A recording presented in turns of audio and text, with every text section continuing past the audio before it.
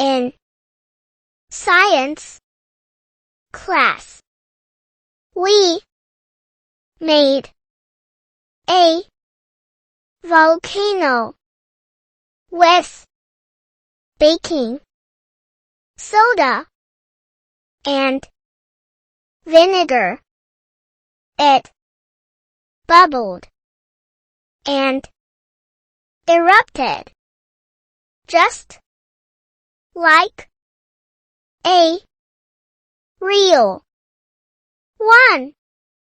I wrote how amazed I was by the reaction and drew a